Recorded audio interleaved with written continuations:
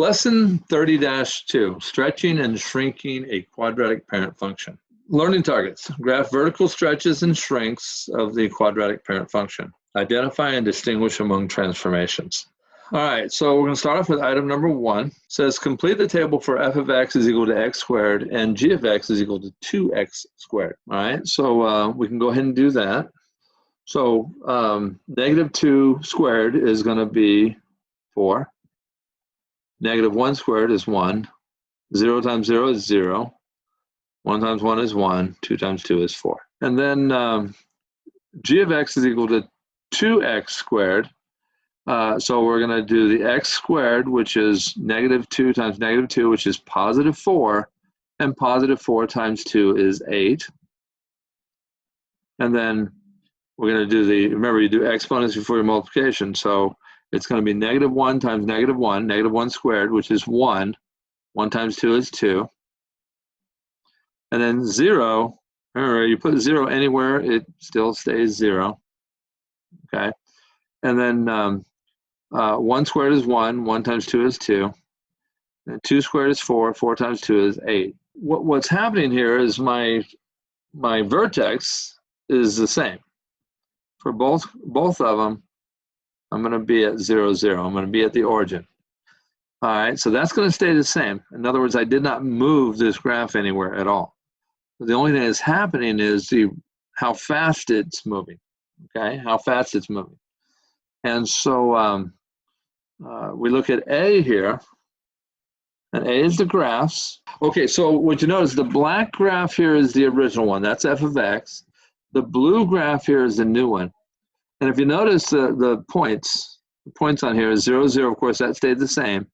And then when we did 1, instead of 1 being 1, we see now 1 goes up to 2. And we see 2 now goes all the way up to 8. And then in the negative direction, negative 1 now goes up to 2. And then negative 2 goes up to 8. And essentially what's happening is the graph is getting narrow. It's getting more narrow. All right, and the reason why it's getting narrow is the 2. The 2 is like slope. Okay, it's not slope, by the way, because slope is only for linear, but it's like slope. It affects the steepness of the graph. And in this case, the steepness is indicated by how narrow or how wide it is. A real wide curve is less steep than a real narrow curve. So that's kind of where we are here. All right, so item B says identify the vertex, the domain, the range, and the axis of symmetry for each function. So of course the vertex in both of these is going to be 0, 0, because that didn't change. The vertex is still the origin. The domain, and as we're going to find out, the domain for almost every parabola is all real values of x. So notice none of that changed. In fact, none of this is going to change. The axis of symmetry is the line that goes through the vertex, the vertical line that goes through the vertex. Vertical lines are always x equals. So it's going to be the same as the x value of the vertex. X is equal to 0. And so notice that all these are the same. Nothing's changed here. None of these things have changed at all. The only thing that's changed is the opening, how wide or how narrow the opening is. All right, so we'll look at the next one. The next one's, it's going to be, complete the table for f of x is equal to x squared and h of x is equal to 1/2 x squared. So what's going to happen here is the graph is going to change, and we're going to take a look at the numbers. So we have a negative 2, and negative 2 squared is 4, because negative 2 times negative 2 is 4.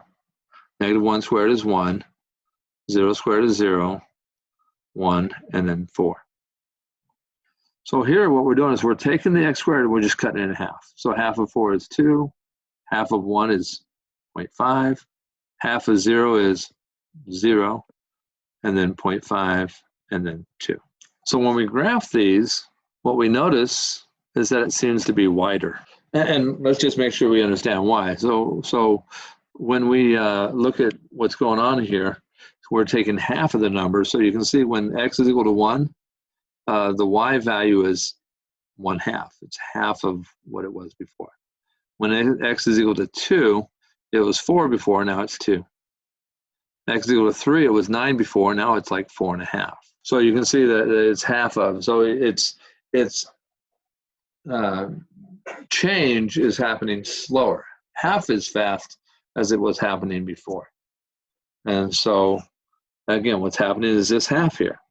So this half. So what that's telling you is that if you have a number that's between 0 and 1, a fraction, it's like a fractional scale factor, it's going to make this wider because its change is going to happen slower.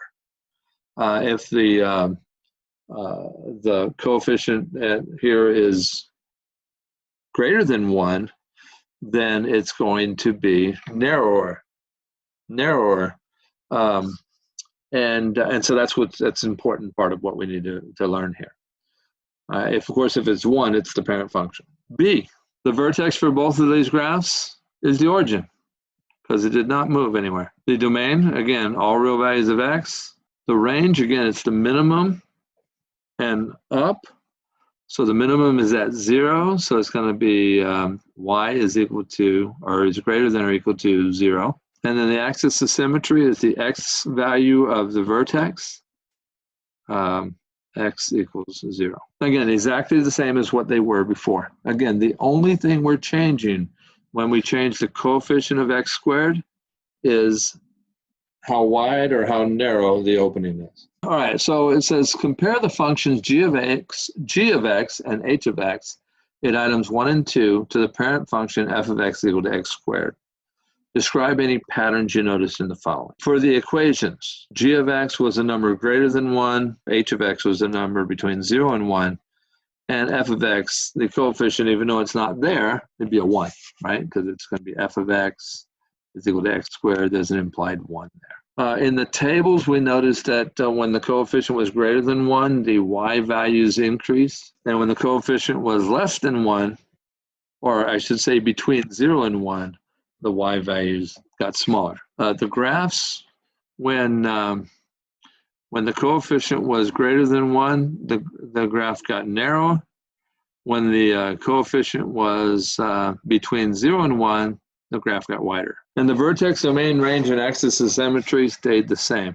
All right, so the next sentence here. Says the change to the parent function in item number 1 is a vertical stretch by a factor of 2, and the change in item 2 is a vertical stretch by a factor of 1/2. Okay, there's a mistake in there. The second one here should be a vertical shrink. A vertical stretch or shrink changes the shape of the graph. All right, item 4, for a is equal to, for a being greater than 0, how does the value of a with the equation g of x is equal to ax squared change the graph of the parent function? And again, so this goes back to what I just said a moment ago when I said C. If A is greater than 1, it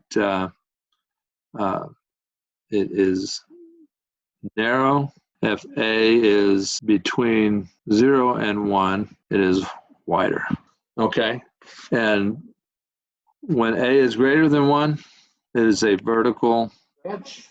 If A is between 0 and 1, it's a vertical shrink. These are kind of opposite of what you might think. A lot of people think that shrink would be getting it closer and stretch might be getting it further away. But no, these are correct. If you think of a rubber band and you stretch a rubber band, it pulls them in. If you think of if you push a rubber band, if you shrink it down, it actually widens out. Item 5, the change in the position, size, shape, or of a parent graph is a transformation. Identify the transformations that have been introduced so far in this activity. And these are going to be vertical translation, a horizontal translation, a vertical stretch, and a vertical shrink. Vertical stretching and shrinking also applies to linear functions. Below is a graph of a parent function f of x is equal to x. Now graph the functions g of x is equal to 2x and h of x is equal to 1/2 x. So if we do that, g of x, if g of x was 2x, so that means I'm going to double my output. So 1, it's going to be a 2, and then 2, it's going to be a 4, and 3, it's going to be a 6. So I would have a line. Let me see if I can draw a line going through there, starting here, like that. This is going to work. All right, and then 1/2 x is I'm going to cut everything in half. Okay, you can see that I got steeper, and then I'm going to cut everything in half. So it's going to be, I'll do 2. 2 times a half is 1. Half of 4 would be 2. Half of 6 would be 3. So you can see, you draw a line. And again, you can see when we did 2x, it made it more narrow. And half of it, when we cut it down, it made it flatter. So that's how it looks kind of the same on there. Check your understanding. For items 7 and 8, predict the change from the graph of f of x is equal to x squared for each function. Confirm your predictions by graphing the function on the same coordinate grid as the graph of the parent function. Now we're just gonna do the predictions.